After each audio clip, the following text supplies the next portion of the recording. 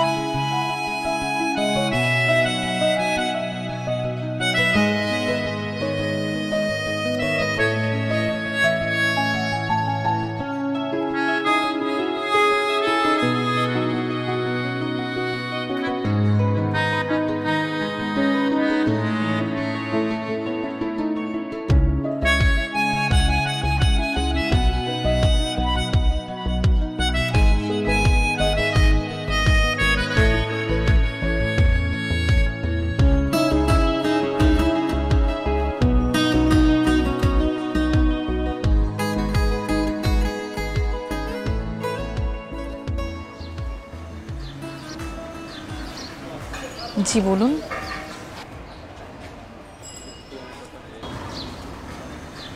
আমি sorry Dipa. Sorry কেন? Sorry for that day. আমার ঠিক হয়নি।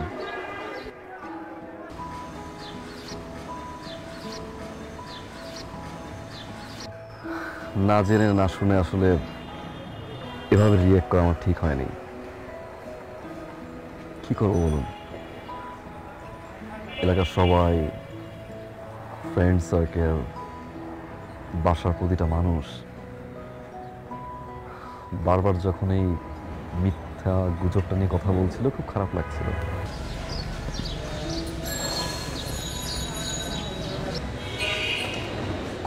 চিন্তা ভাবনা ছাড়াই আপনার সাথে আমি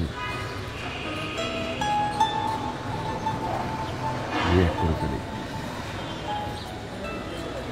পরে জানতে পারলাম যে আসলে এরকম একটা গুজবে না আপনার হাত আছে না আমার, এলাকার কিছু বখাটের ছেলে আসলে এটা করেছে।